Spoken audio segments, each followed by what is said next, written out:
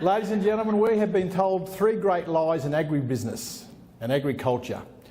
I think the first great lie happened around the 1980s when all around the world, I think, agriculture was in stress. And we were told things like in those days that we had to not work harder, work smarter. Have you heard that one? Don't work harder, work smarter. That actually meant work harder. And then in the early 2000s, what they said to us was, look, Dennis, do more with less. Right? Have you heard that one before? What that actually meant was work harder.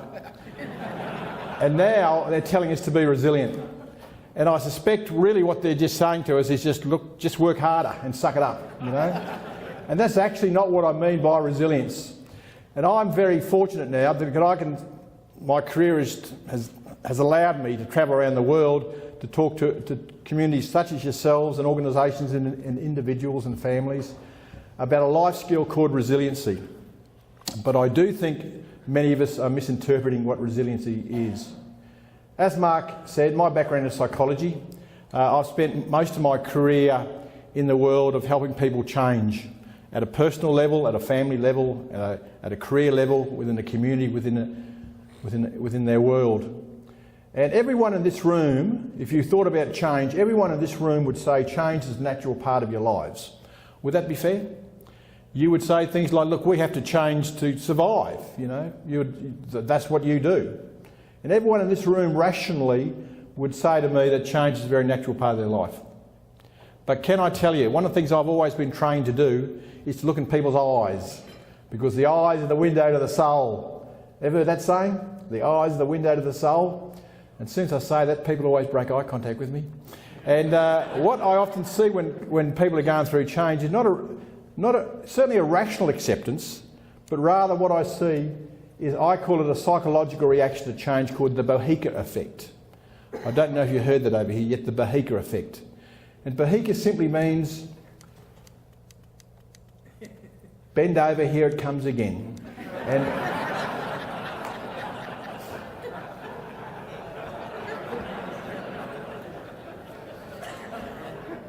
And this is where this topic of resiliency comes into it. So when I talk about resiliency, and I must say I've now been in America since late November, and we've done about 20 of these presentations around various parts of around here. And I talk to people about what do they mean by resiliency? What do you mean by resilience? When you hear that word resilience, what do you hear? What emotions do you hear? And what I get back from people, folks, are words like tough and grit and hanging in there and doing all those things. Can I tell you, that's not what we mean by resilience. Like I say, I'm fairly fortunate. I do a fair amount of work around Australia and New Zealand, through South Africa, up through the Vietnams and the Chinas. And I talk a lot about this topic of resilience. And people would say to me, Dennis, you must be very lucky working with the agribusiness sector because farmers are resilient, aren't we? We hang in there. I said, no, you're not. Most farmers I work with are dumb. And they're not dumb, they're stubborn. They're stubborn. And when I say by dumb and stubborn, sorry, what I mean by that is you'll hang in there and hang in there and hang in there until maybe the very, very end. I was up with some dairy farmers at a place last week called Shark Centre, wherever that is. And I was working with these dairy farmers, and the thing that really struck me was they love their job, love what they do, but they were going to hang in there to the very bitter end. They're not being resilient, folks, they're being stubborn. And that's one of the beautiful things about people in this game. How I define resilience, folks, is your ability, the technical term of resilience is your ability to bounce back, okay? Whenever you're going through change, though, one of the things you should think about is you never want to bounce back through change, do you? What you want to do is bounce forward, you know? And when I talk about resiliency, what I talk about is your ability to bounce forward and to thrive through change. Does anyone in the room know someone in your world who they're still cranky about stuff happened 10 years ago? Anyone know anyone like that? They're not being resilient, in fact they're being resistant, right? My dear friend Michael, a cousin of mine, I own horses. I said to my cousin Michael, come to the races with me. He said, I'd love to, Dennis, but my ex-wife's going to be there. And I said, well, that could be a bit awkward. We'll have a few beers, no one's going to care. And then he says, well, no, she's actually going to be there with a new boyfriend. I said, right. That could be a bit awkward, but we'll have a few more beers, no one's going to care. And then he said, well, it's actually not the new boyfriend, it's the new husband. And I said, Michael, how long ago did you split? He goes, 10 years. Now, that guy's not being resilient, he's in fact being quite resistant. Do you see the difference? You know? And I want to talk to you about resiliency, because I hear a lot of people say to me, oh, it's about being tough, Dennis. It isn't. You know what your numbers are, and I'm not going to talk about your numbers because they're your numbers. But let me talk about the numbers I'm used to in Australia. Today, Australia, we know 8 people would have committed suicide. We know 250 would have attempted suicide, okay, today. Since I've started talking, we know at least 5 people have attempted suicide. They're the numbers that I work with. And often and it's not about being tough, it's actually about being whole. Because sometimes when you go through tough times in your life, it doesn't mean you're not being resilient, you're just being bloody tough, you know? You're just being sad. And just because you're going through a sad time or a bad time doesn't mean you're not being resilient, it's how you choose to cope with it that's so important. So this resiliency, I think, is a real life skill, and it is particularly appropriate to agribusiness sectors around the world. And there are a number of key messages that I want to talk to you about. The first key message about resiliency, folks, is you've got to learn to look after yourselves. Okay? There's a truth in my game, and the truth is this: if you can't look after yourself, you can't look after your family. If you can't look after yourself, you can't look after your family, you can't look after your mates.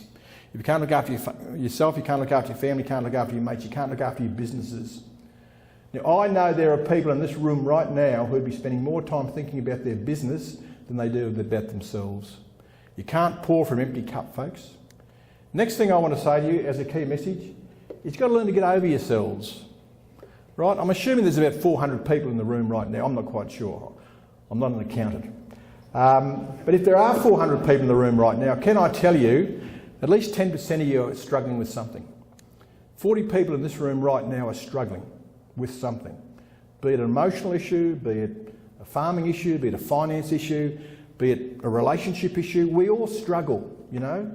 So get over yourselves and reach out and ask for help. Ask for help from your mates, from your agronomists, from your advisors. Ask for help. Get over yourselves. People come to my office and they go, oh, Dennis, and they tell me all their problems. I said, why didn't you come and see me earlier? And they go, well, you know. And no, I don't know. People do struggle. Have we all struggled yet? If not, hang in there, it's coming. And it's about when you struggle that's important. The next thing I want to tell you, folks, is we have to have a good hard look at yourselves. Okay? People come to my office and they say, Dennis, I think I'm depressed. I said, no, you're not. You're just a dickhead. And you've got to change yourself, right?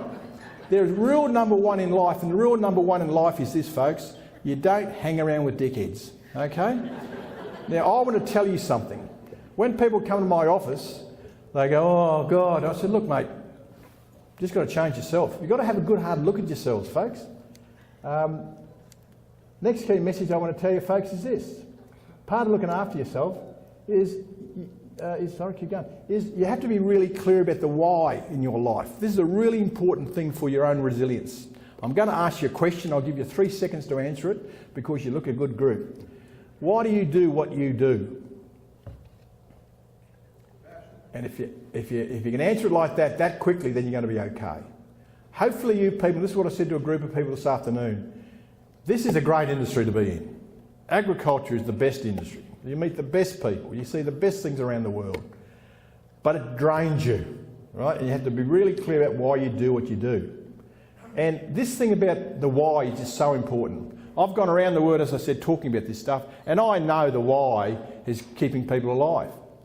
I told a story this afternoon of a group I work with about 3 hours west of Johannesburg in South Africa. Now, they will lose the farm in pretty violent circumstances. Right? They're coming to get them. They're coming to get the white farmers, no question about it. And I keep saying to this guy, I have a cup of tea with him at night, and he's like this, adrenaline going through his body. And I said, Errol, why are you doing what you're doing? He said, because I love it, Dennis. It's my DNA. This is what I put on the earth to do. And I say to his wife, Sarah, why do you do what you do? She says, because I love him.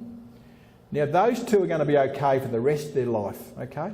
If you don't know what your why is, reach out and talk about it, because that'll get you through a lot of bad times in your life. Remember, most of us are doing something we love to do.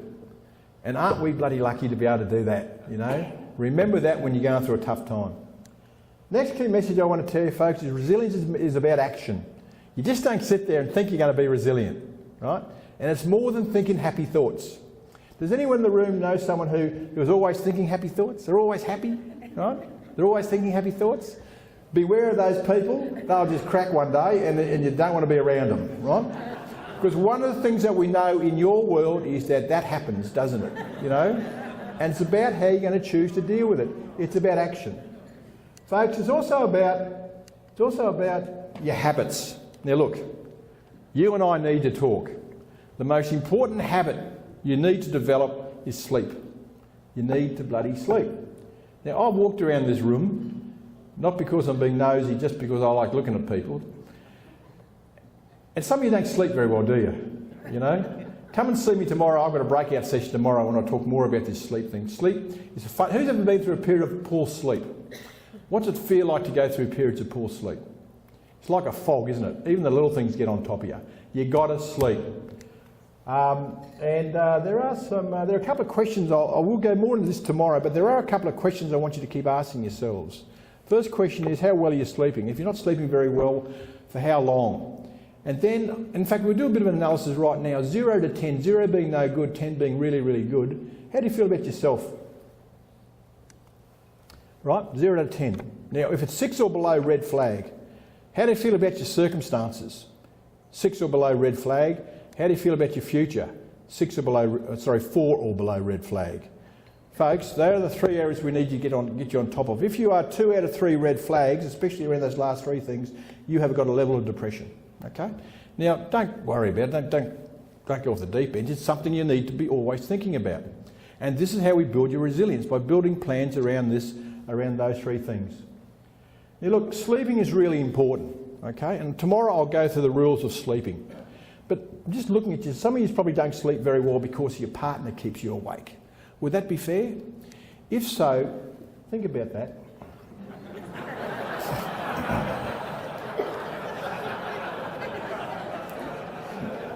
Now that is a joke. I don't want to be brought back here as a professional witness to say this was professional advice. Folks, you need to develop good habits, but it's also about how you think. Now, one of the challenges of our game, you know, is that our game attracts positive thinkers, okay? I don't want you to be a positive thinker. Where I need you to be is what I call purposefully optimistic. I don't want you to be down the red end, but I don't want you to be up the green end. Because one of the things that we know about your world, folks, is you don't have too much control over your end results, okay?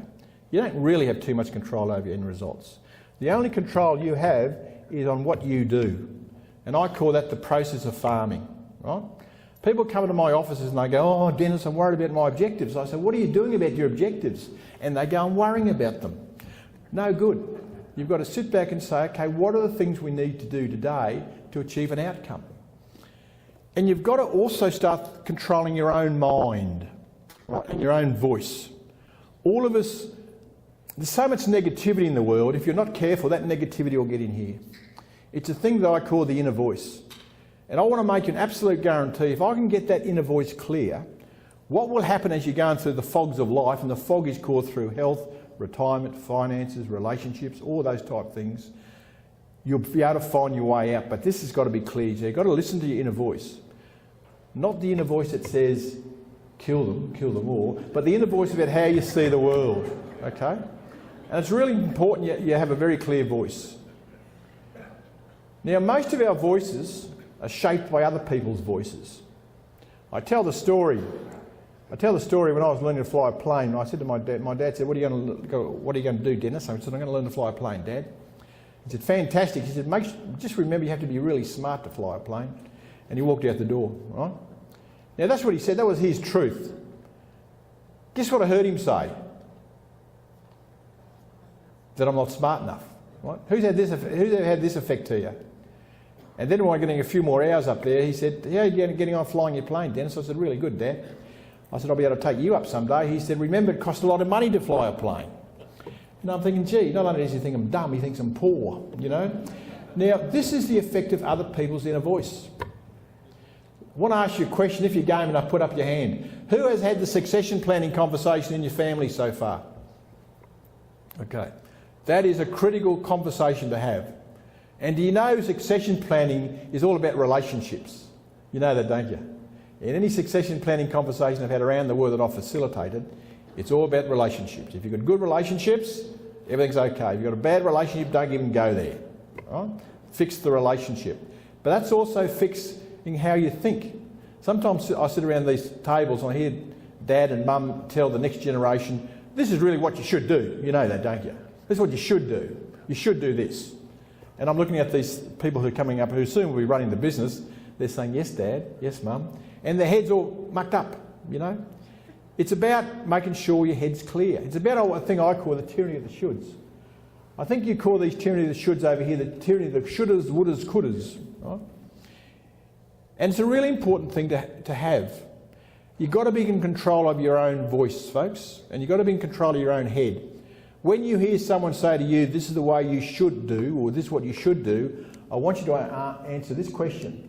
And the question is this: says friggin' who? Right? Because a lot of the shoulds we have are not our shoulds. Now, when you're living your life to another person's shoulds, what emotions do you reckon are going through your soul? What emotions are going through your soul when you're living in another person's shoulds? Because I reckon what goes to the person's soul is guilt, you know, and then it's maybe a bit of anguish, and maybe it might be a bit of anger. You've got to be in control of your own voice. And remember, when we're going through change, folks, this is politically, I believe this, well, it's not politically inappropriate, but I think people perceive it to be politically inappropriate. We know men and women are very, very different when we're going through change. Okay, when women are going through change, what women will do will tend and befriend. They'll reach out and they'll talk. But they'll ask fear-based questions. They'll say, how's this going to work, Dennis? How is this going to affect my family? How is this going to affect my relationship? They're based on fear. But one of the good things women will do when they go through change is you'll talk, won't you? It's tending and befriending, right? You'll reach out and you'll talk. Women will talk through the issues. And they'll talk through the issues, and they'll friggin' keep talking about the issues, and eventually they win. I've just realised why another bloke... Anyway, so... But what drives men when we're going through shame is not fear, ladies and gentlemen. What drives men is shame. Right? Men don't like to be shamed.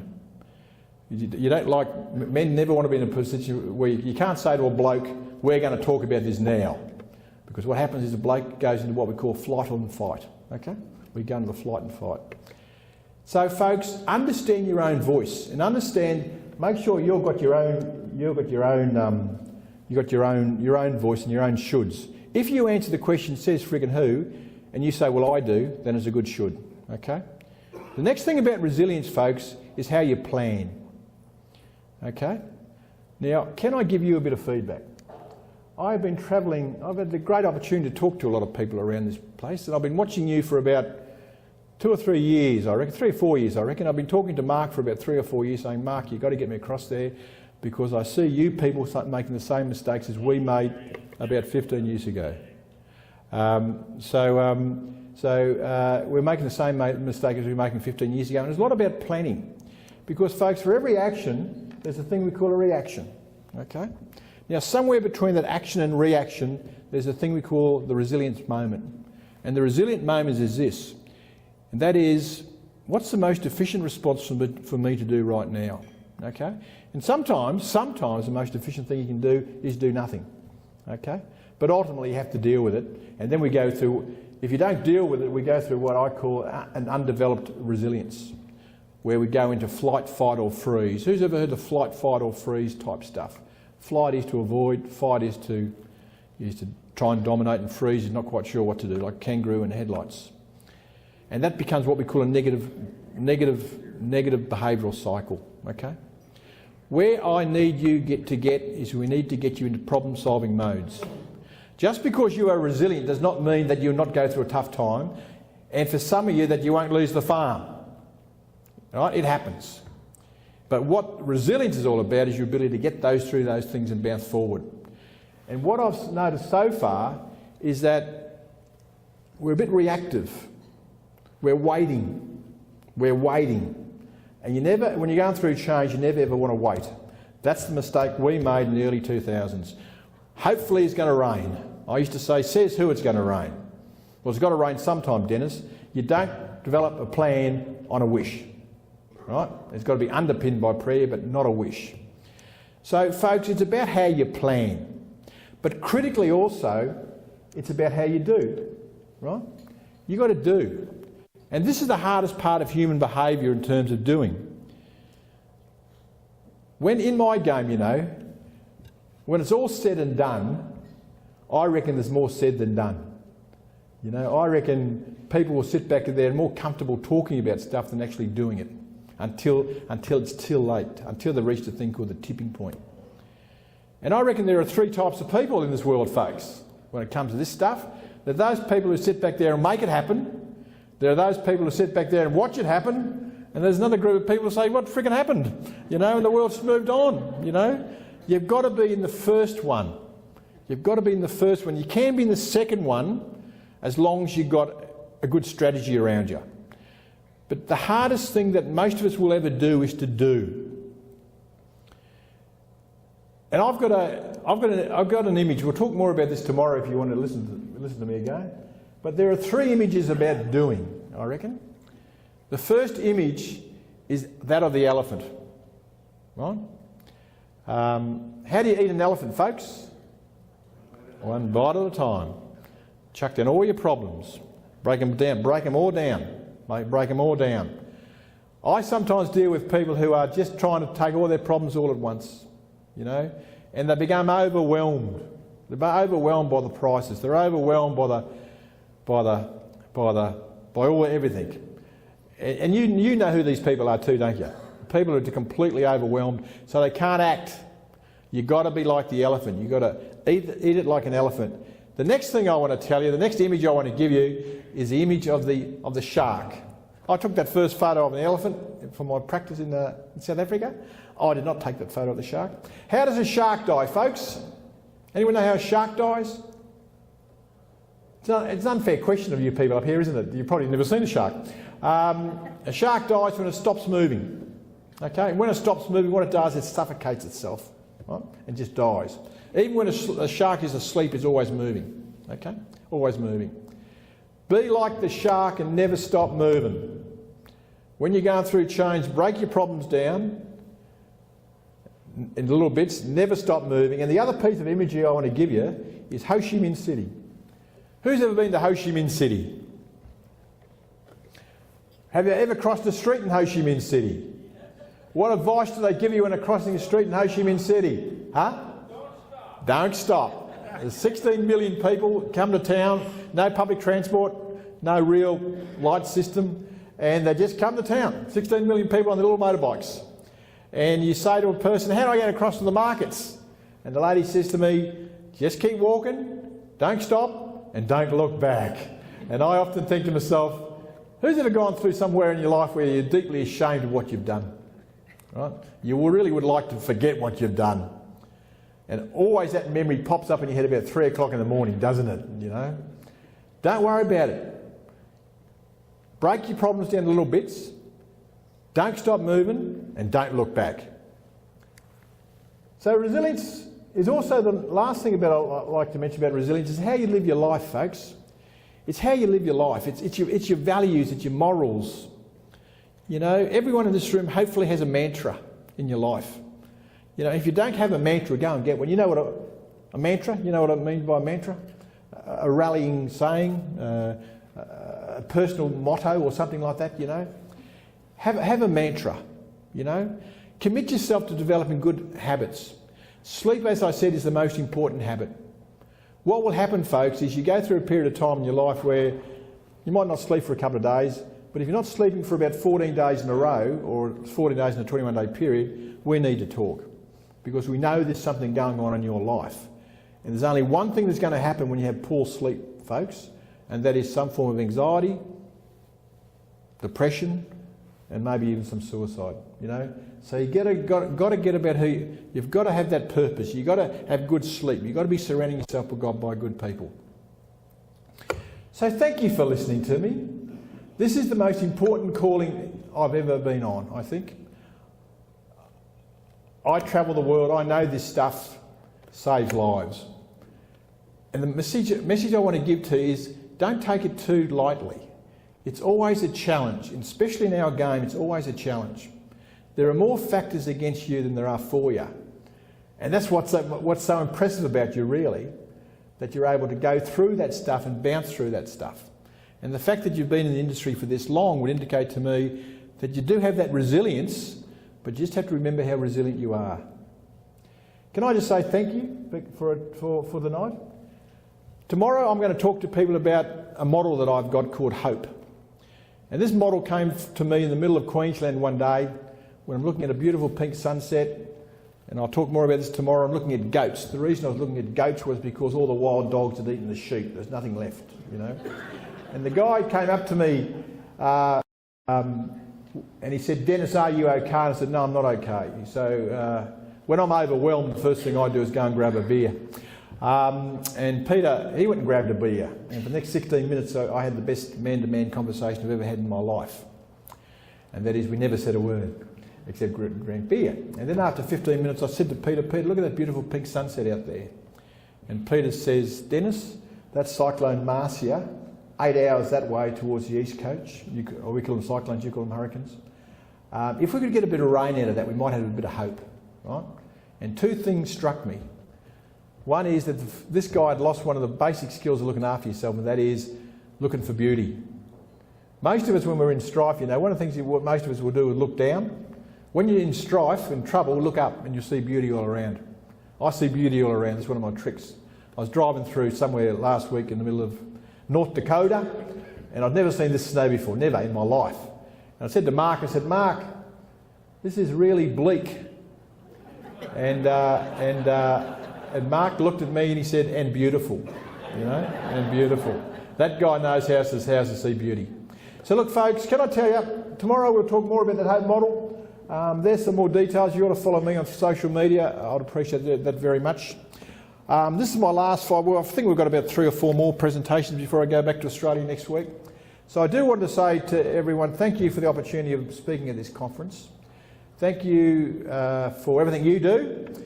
Good luck with everything in the coming year. I'm sure you, like every other place in Australia, in the world, I think, with agriculture is going to do it tough because we've got, there's no other way, we've got idiots around the world, you know, and we need to stick together. But most importantly, we need to look after ourselves. I did want to pay particular acknowledgement to Mark Jurek. The only reason I'm in Australia right now is because of him. And I've been badgering him for about 3 or 4 years to get me over there. And he said to me, "Dennis, I will one day. I don't know how I'm going to do it, but I will." We kept dreaming, and here I am. So I do very much appreciate the NCI. I do appreciate Mark's. That particular behaviour about Mark, you can almost be guaranteed when you're dealing with the bloke, he's a bloke who keeps his word. So thank you very much, Mark. I'll be around during the night to have a glass of resilience with you. So I look forward to sharing that with you. All the very best. Have a great night.